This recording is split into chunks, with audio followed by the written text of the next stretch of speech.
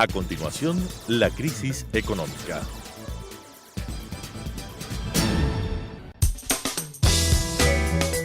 Clasificación B, bajo supervisión de un adulto.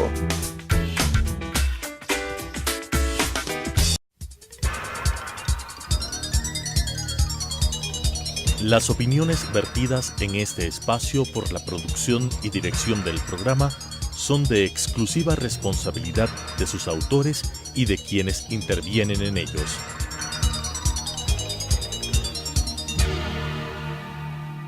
Telesucesos Canal 29 UHF presenta La crisis económica, asuntos de tipo económico, financiero, fiscal, competitividad, sector externo, cómo restaurar los equilibrios macroeconómicos del país, cuáles son sus soluciones para restaurar no solamente los equilibrios, sino iniciar la recuperación económica que todos los ecuatorianos queremos en este país, con la conducción del economista César Robalino Gonzaga. La crisis económica. Amigos y amigas, nuevamente les agradezco por estar con nosotros en este programa que tiene que ver con lo que hemos denominado la crisis económica del Ecuador. Hemos tratado desde el inicio de este programa una serie de problemas macroeconómicos, entre los que se encuentran sencillamente la crisis fiscal, la crisis del sistema de seguridad social, del sistema de pensiones. Hemos hablado sobre esencialmente el sector externo, la competitividad, el tema monetario, bancario, etc. Y hoy he creído conveniente invitar a un distinguido amigo, Rodrigo Gómez de la Torre, que aparte de ser agricultor, empresario agrícola, etc., representa a los empresarios en el Consejo Empresarial que funciona aquí en la ciudad de Quito. Y con él vamos a desarrollar en dos partes. El primer tema, un tema que tiene que ver cómo piensa el Consejo, él como empresario, sobre los problemas macro y qué sugerencias es la que están dando los empresarios en general a través de los gremios para el programa económico que se supone el presidente en 2 semanas, algo así, va a anunciarle al país, en la que yo personalmente les cuento, ecuatorianos y ecuatorianas, no me siento muy optimista. Pero vamos a hablar con Rodrigo sobre ese tema y en segundo, lo que tiene que ver con el sector agroalimentario, que es una cosa que va más allá tan solo de la agricultura. ¿Por qué es importante la agricultura y el sector agroalimentario? ¿Por qué? Desde el punto de vista del Producto Interno Bruto sectorial, desde el punto de vista de la generación de empleo y de la creación de riqueza. Rodrigo, bienvenido a este programa de la crisis económica. Como decía Rodrigo, como empresario y como dirigente del gremio aquí en Quito, dime tú, ¿cómo ves toda esta situación macro y qué es lo que sugerirías dentro de las varias cosas que en general tú y los empresarios han estado sugiriendo al gobierno de Lenín Moreno? Por favor, Rodrigo. A ver, estimado César, primero, qué gusto estar aquí, televidentes. Es complejo tratar de continuar con un discurso de sugerencias que viene ya varios años. Años anteriores hemos tratado de dialogar con el presidente, con el expresidente Correa, en el cual se le planteaban ya que este sinnúmero de distorsiones que genera la economía, tasas arancelarias, bloqueo a los acuerdos comerciales, denuncias de los tratados bilaterales de inversión, de una forma u otra, no es un tema solamente hacia el externo. Todos estos problemas que afectan a las exportaciones, afectan también a todo lo que está atrás de las exportaciones, que son centenas de miles de puestos de empleo, son generación de divisas, es el sostén real de la dolarización, porque no podemos creer que la dolarización se va a sostener en impuestos. La dolarización no se va a sostener por bloquear importaciones. Lo que tenemos que hacer es impulsar exportaciones, darle competitividad al país. Te interrumpo, Rodrigo, por lo que tú dices. Si yo saco todas las ganancias de dólares del Ecuador, en una economía dolarizada, todo lo que es petróleo y de exportación de derivados, ese sector eminentemente privado, fuera de petróleo, ¿qué porcentaje de las exportaciones y de los dólares que entran al país representa todo este sector agroalimentario? A raíz del año 2000, 2013-2014, que cae el precio del petróleo, comenzamos a ver, y no sé si lo puedo poner, si se puede identificar, la línea azul es petróleo, la línea roja es el sector agroalimentario, todo lo que es agricultura primaria, agroindustria. Este sector se ha sostenido, y se ha sostenido por el impulso y el esfuerzo del sector privado. Exclusivamente. Exclusivamente. Y vemos un crecimiento interesante en las agroexportaciones entre 2016 y 2017, en gran parte producto del acuerdo comercial con la Unión Europea, que se suscribió entre agosto y diciembre del 2016, y si hubiera sido algo mejor planificado, preparado, como se debió haber hecho, que se lo vino negociando desde años atrás, pero ya se consolida en 2014, ya los empresarios hubieran tenido espacio para poder consolidar mercados nuevos. Y ahí hay que pensar no solamente en mercados nuevos, y me anticipo un poco a tu preámbulo, es por qué el Ecuador tiene un potencial de crecimiento al menos para triplicar esto en 10 años. Porque Claro. sí creemos que por sobre el crecimiento del Producto Interno Bruto normal podemos crecer al menos un 5% adicional solamente en la cadena agroalimentaria. Este concepto agroalimentario es un poco nuevo, pero incluye todo lo que es agricultura, agroindustria, comercialización, hasta llegar a consumidor final. Es importante ir identificando que la razón de producir es porque alguien va a consumir. Tenemos una situación en este momento con el caso de la leche. Hay un descenso de consumo importantísimo en leche por efectos, entre otros, del etiquetado llamado semáforo, que distorsiona la información. Esa información, ¿qué afecta? Claro, baja el número de litros en el consumidor, hacia atrás afecta a las industrias, Claro. y más atrás hace que los productores no tengan a quién vender. Claro. Este efecto de economía, que es completamente de libro racional, tenemos que corregirlo. Entonces, promocionar el consumo, tanto local como internacional. Y ahí viene la delicia que tiene el Ecuador. Producto diferenciado de alto valor agregado. Los conceptos que tenemos muy comunes en Europa de la denominación de origen. Con orgullo y con primicia lo podemos decir el día de hoy. La semana pasada hemos suscrito un oficio ya al Ministerio de Industrias en conjunto con una industria láctea para iniciar los trámites para la primera denominación de origen en lácteos en el Ecuador. Precisamente Eso porque es positivo, muy eso es positivo. positivo, porque no estamos compitiendo queso con queso.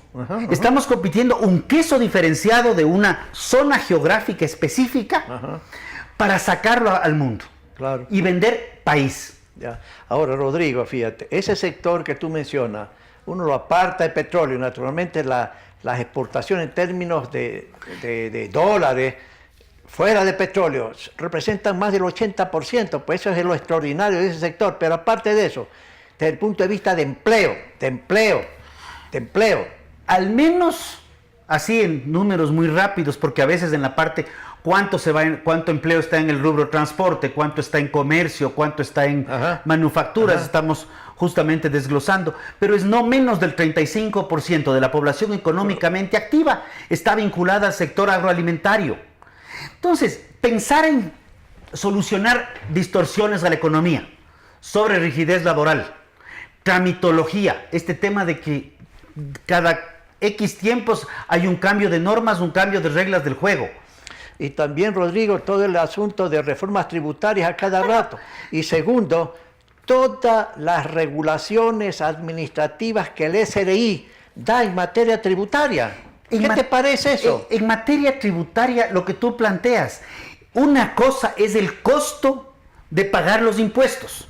Y una cosa mucho más compleja es el costo de hacer la contabilidad para poder pagar impuestos. Muchas ocasiones nos encontramos que el costo de tributar es mucho más alto que el costo del propio impuesto, generando ¿qué? Un problema muy grave a la competitividad. ¿Por qué tenemos contrabando? Porque otros países están produciendo más bajo costo. Y eso es lo que tenemos que corregir, y hemos hecho N llamamientos al gobierno, desde el gobierno pasado, el gobierno actual, vamos ya casi para los 10 meses de gobierno, ya es un momento de que si queremos pensar en un paquetazo económico o unas medidas económicas, ¿por qué no pensar en unas medidas económicas orientadas a producir más? Ahora, Rodrigo, un asuntito, fíjate, yo siempre he dicho en este programa y fuera de este programa que en una economía dolarizada con mayor razón se necesita dólares y la preocupación del gobierno hoy por hoy tiene que ser cómo estimular vía el sector privado más exportaciones, no estar preocupado porque salen más dólares de lo que entran, porque esa es una distorsión que tenía el gobierno anterior y la tiene este gobierno. Pero yo te digo, siempre he dicho lo siguiente, por ejemplo, no se puede exportar impuestos y el sector exportador de muchos productos del sector privado está castigado con la tasa aduanera, etcétera, etcétera, el impuesto a la ley de divisas, etcétera, etcétera, etcétera. Pero también no se puede exportar mano de obra cara. En el Ecuador, la política de salarios anteriores, y espero que esto no siga así, crece mucho más que la productividad de la economía. Entonces, hay dos factores con los que luchan los empresarios privados, aparte de toda la tramitología que significa costo, costo, costo, y el empresario interno o externo tiene que luchar contra esa estructura de costos. Ahí, por ejemplo, ¿cuáles son los impuestos que tú ves que en realidad son un obstáculo y que este gobierno en su programa económico tiene que ir eliminando, más que sea gradualmente? Dito el impuesto a la ley de divisas. A ver, yo creo que el gobierno pasado se puso estas sobretasa, todas las trabas. No, trabas restricciones a las importaciones. No entendemos con respecto al tema de comercio exterior, yo creo que es importante entender un eje crítico, y es un eje ancestral. Vamos a usar el término ancestral, que tiene que ver con el trueque. El trueque era intercambio de productos entre dos espacios. Ajá. El intercambio es, yo te vendo banano, pero no es que yo no te compro nada, al revés, es yo te vendo banano y tú me vendes alguna cosa que tú produces. Y a través de este trueque, de este intercambio comercial, que ahora le llamamos comercio internacional, podemos ir creciendo y desarrollando espacios. Esto es lo que parecería que el gobierno no entiende. Entonces, el momento que el gobierno plantea normas técnicas, plantea paquetazas arancelarias, plantea restricciones de importaciones, el otro país que nos está exportando a nosotros, de donde nosotros importamos, hace exactamente lo mismo. Y en el caso del año 2014, los primeros meses del año, cuando pusimos la tasa diferenciada a Perú y Colombia, es cierto, bajamos las importaciones, pero no es menos cierto que bajamos en mayor escala, en dólares, las exportaciones del Ecuador. Claro. Entonces, cuando vemos la paquetaza arancelaria está ya denunciada en la Organización Mundial del Comercio. El impuesto a la salida de divisas es para que la gente no saque dólares. No, señores, es un impuesto al ingreso de dólares. Tan es un impuesto al ingreso que en las exportaciones alrededor de un 4% se encarece por el impuesto a la salida de divisas. Porque hay que pagar. Porque hay que pagar y porque el 63% al menos de importaciones son bienes de capital y materias primas. Como alrededor de un 20% son combustibles. Claro. Entonces, lo que nos queda para bienes de consumo suntuarios tampoco es el 100% de los bienes de consumo. Te interrumpo, Rodrigo, fíjate. Si Ecuador, y esto es el sector privado, y tú lo has dicho muchas veces como director empresarial, ha dicho, necesitamos abrir mercados. Hay que firmar un acuerdo de libre comercio o como se llame con Estados Unidos, que es el socio más importante desde el punto de vista de volumen, de tecnología, de financiamiento, etcétera, etcétera. ¿Tú crees que es razonable ponerse con autoridades americanas a conversar sobre el tema cuando tú tienes el impuesto a la ley de divisas, tienes la tasa arancelaria, tienes los convenios de inversión, de protección que fue eliminado el año pasado con Correa y sigue en este gobierno? Tú tienes todas las decisiones que el presidente ha tomado de eliminar una serie de concesiones mineras que afectan a la inversión extranjera a ese sector importante. ¿Tú crees que es razonable sentarse a conversar o primero tomar decisiones de ese tipo? Es decir, a ver, autoridades americanas, sentémonos, conversemos sobre una posibilidad de un tratado de libre comercio. ¿Tú no crees que es previo eso, antes de sentarse con los norteamericanos a tratar de hacer ese convenio y estar en igualdad de condiciones con Perú y Colombia y otros países que no pagan impuestos porque exportan a Estados Unidos, ¿verdad? A ver, yo creo que hay varios temas y el diálogo creo que es positivo y productivo en todo momento. Ya. Sentarse a conversar es bueno y los actores no solamente deben oír, también deben escuchar, porque la diferencia es grande. Parece que muchas veces oyen mucho y escuchan poco, pero es importante pensar en acuerdos comerciales. Más allá de lo que recuerdo el expresidente Correa cuestionaba el acuerdo comercial con la Unión Europea y la presidenta de la Asamblea cuestionaba el acuerdo comercial con la Unión Europea, a semanas de aprobarse en diciembre del 2016, no podemos desconocer que solamente con la Unión Europea se han primero sostenido decenas de miles de puestos de empleo y se han incrementado alrededor de 400 millones de dólares en exportaciones. Entonces, sigamos buscando mecanismos de acuerdo comercial, tratado de libre comercio, bautícenle con el nombre que quieran, pero eliminar las barreras innecesarias al comercio, eso va a generar conflictos. Eso va a generar problemas en la economía, definitivamente. Porque los otros países van a hacer lo mismo para impedir que Ecuador exporte a esos países. Y los otros países nos tienen años de delantera en esto. Claro. Entonces, lo que tenemos que hacer es suscribir el nombre que queramos comercial con los diferentes países y principalmente con nuestros principales socios comerciales. No nos olvidemos, Rodrigo, que Estados Unidos pero tenemos que prepararnos con unas decisiones internas para hacer, por el contrario, no va a progresar ningún diálogo en esa materia. Pues. Y ahí iba el tema. Ya. Y en vez de estar pensando solamente en cuál es la política del ministro fulano o del presidente sutano o del funcionario que fuese, comenzar a definir desde lo privado, en acuerdo con lo público, políticas estructurales de Estado, políticas públicas a 10, 15, 20 años plazo, que nos permite tener las reglas del juego claras. Estas reglas del juego, cuando tenemos más de 4.000 normas que han cambiado en materia de comercio exterior en los últimos 10 años, es muy difícil sostenerlas. Ya. Yo creo que, pero yo sí ahí sí sostengo, es el sector privado que articuladamente, en vez de sentarse solamente a apoyar ciertas políticas puntuales, debe estructurarse y decirle, señores gobierno, la realidad es esta. Nosotros generamos 9 de cada 10 puestos de empleo. Nosotros como sector privado representamos 13, 14 mil millones de dólares en impuestos. Nosotros, sector privado, somos quienes sostenemos inclusive el aparato público. Por ende, en 2 años, si usted vamos a retirar el ISD, se me ocurre ahorita, retiremos el ISD a 4 años plazo. Al retirar el ISD, nosotros podemos asumir un tanto por ciento adicional de la plana laboral, porque somos un poco más competitivos y usted a la vez como contraparte tiene que reducir ese aparato obeso del Estado gigantesco que cada vez es más complejo.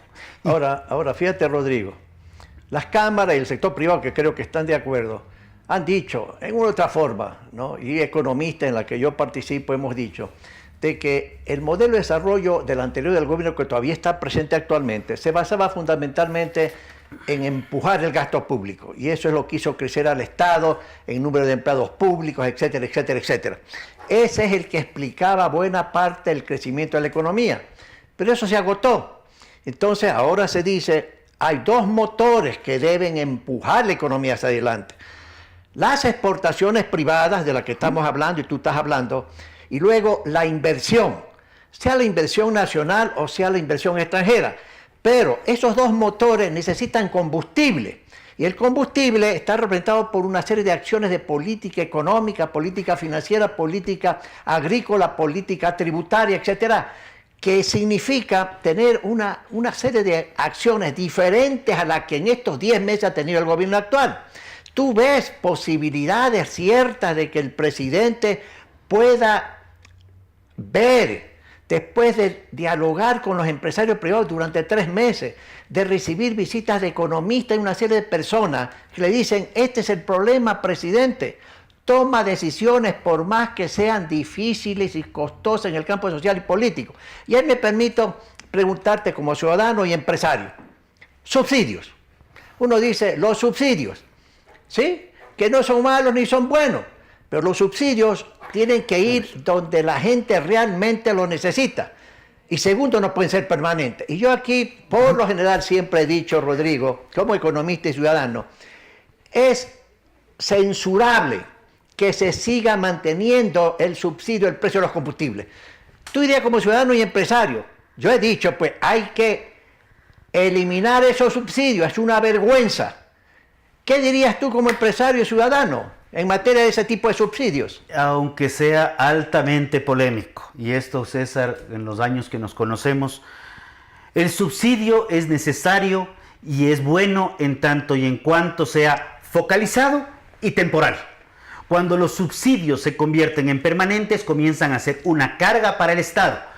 Y las ironías de la vida, para que el Estado pueda sostener esa carga de subsidios, le está sacando al ciudadano del otro bolsillo. Hay que establecer más impuestos para ese propósito. Más impuestos para dar más subsidios. Entonces entramos en una espiral descendiente donde el único que se sostiene es el Estado obeso y no el ciudadano que quiere producir o emprender. ¿Cuántas empresas del Ecuador, buenas, medianas, grandes, pequeñas, tal vez no tan buenas algunas, han emprendido? Pero han emprendido vuelo a montarse en Costa Rica, a montarse en Brasil, a montarse en Perú, a montarse en Colombia. No necesitamos ese tipo de emprendedores, necesitamos emprendedores que quieran entrar a negocios en el Ecuador, no dependientes necesariamente del Estado. Con respecto a los subsidios a combustibles, cuando hacemos un poco cifras, vemos que la gasolina, el precio del petróleo ha caído considerablemente, lo cual implica que los derivados han bajado considerablemente. Entonces, la gasolina super prácticamente no tiene subsidio, la gasolina extra tiene un subsidio pequeño, el gas me parece que está por 500 millones de dólares en subsidio a los precios actuales, el subsidio fuerte es a diésel, diésel y es transporte. Ya tenemos hidroeléctricas, ya dicen que tenemos grandes hidroeléctricas, hagamos a un lado los sobreprecios y ese tipo de cosas. Potenciemos lo que tenemos, energía renovable y limpia, y busquemos mecanismos de modificar el parque automotor. Pero sí requerimos que sea una definición de Estado en un acuerdo a 4 o 5 años. Ok, vamos a poner una tabla en que, digamos, el precio de la gasolina, del diésel, del gas y ya no tenemos más ahorita, gasolina super o extra. Vamos a determinar que nos vamos a poner a precio internacional.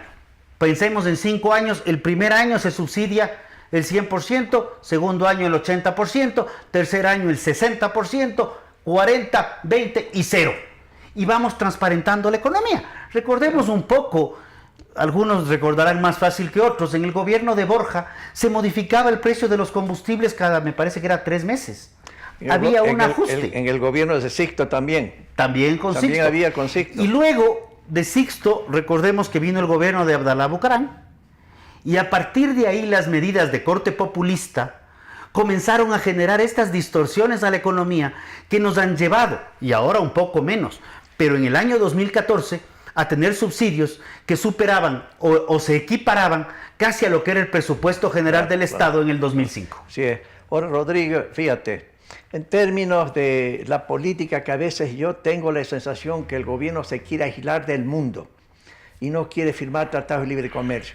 El aislamiento implicaría pues, una serie de problemas al Ecuador. Pues, en este mundo con tanta tecnología, con la apertura de los mercados internacionales, China comunista, que no tiene nada de comunista, China sencillamente ha inundado los mercados en el mundo con tecnología occidental, ¿verdad? Con tecnología occidental.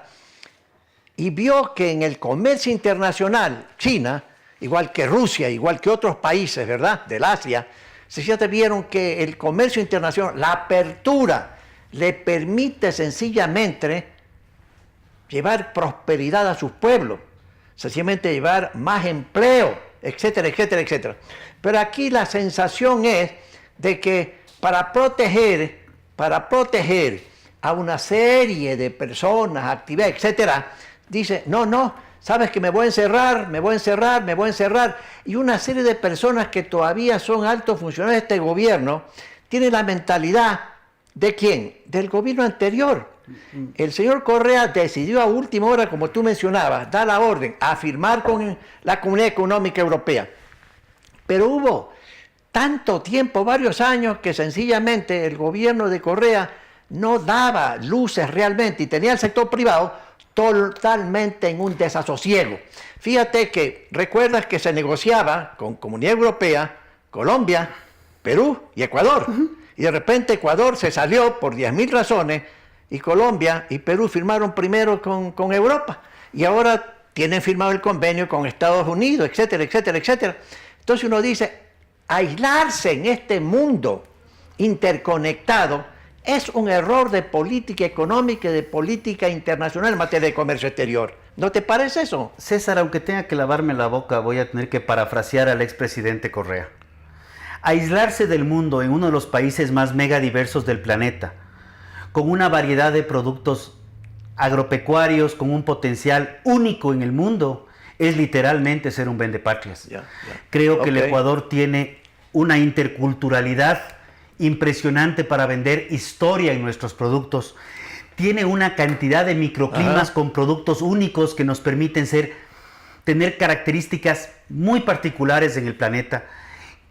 El potencial agroalimentario del Ecuador fácilmente, en cuestión de 8 a 10 años, podría estar sustituyendo completamente el tema petrolero, que en este momento ya lo hace, pero completamente el tema petrolero, y ya pensar que es un sector renovable, sostenible y sustentable, cuando el sector petrolero, sector al cual respeto y creo que hay que explotar responsablemente los recursos, es un sector que tiene tiempo y fin, porque el recurso natural, sea petróleo, sea minas, que todavía el Ecuador no ha hecho una implementación real de su explotación, todavía es un sector que tiene fin. Ya, Rodrigo. Amigos y amigas, ¿han escuchado ustedes a Rodrigo, presidente del Consejo de Cámara aquí en Quito, dándonos una serie de mensajes?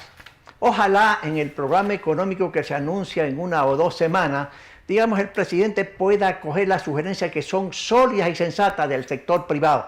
No importa si son los industriales, los exportadores privados, no importa si es la pequeña industria, la gran industria, etcétera, etcétera, la minería, etcétera. Entonces yo le digo, amigos, presidente Moreno, ahora es tu papel.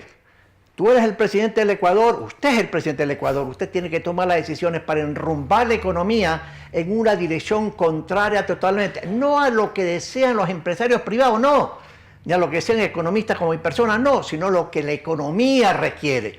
La economía está plagada de desequilibrios y todavía siguen los desequilibrios y usted, presidente, le ha dado prioridad, cosa que yo estoy de acuerdo como ciudadano, en su primera etapa, la parte política. Pero ya no puede la parte política seguir sosteniéndose sin que no se tomen medidas en el área económica y financiera. Presidente Moreno, la ciudadanía le pide a usted tomar decisiones como jefe de Estado, como jefe del gobierno. De usted depende una serie de decisiones. ¿Para qué? Para que la economía se enrumbe en un camino diferente, para que la economía pueda, con decisiones adecuadas en materia de política económica, crecer en 10 años al 5% anual en términos reales en inflación. El objetivo de fondo no es el crecimiento como tal. El objetivo como tal es crear empleo. Hay un desajuste en el mercado laboral, presidente. Y el desajuste es que la demanda de trabajadores es inferior a la oferta. Por eso es que tenemos desempleo abierto, el empleo informal, etcétera. Y eso es problema para las familias ecuatorianas que quieren empleo adecuado, 5 días trabajando 8 horas diarias, 40 horas a la semana. Y entonces, si eso no hay, es porque no hay crecimiento económico, porque las decisiones de política económica han sido equivocadas en el gobierno anterior, pero también son equivocadas en términos de su política económica. Usted tiene que dar acogida a las opiniones de los sectores productivos.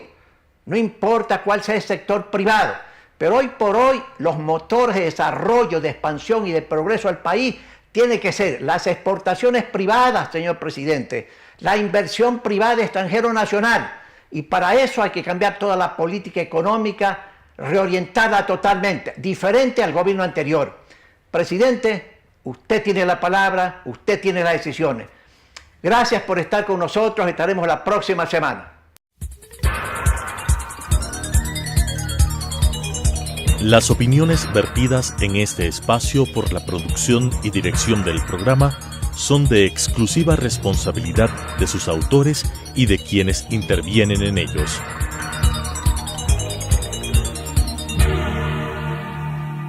Telesucesos Canal 29 UHF presentó La crisis económica, asuntos de tipo económico, financiero, fiscal, competitividad, sector externo, cómo restaurar los equilibrios macroeconómicos del país, cuáles son sus soluciones para restaurar no solamente los equilibrios, sino iniciar la recuperación económica que todos los ecuatorianos queremos en este país, con la conducción del economista César Robalino Gonzaga. La crisis económica.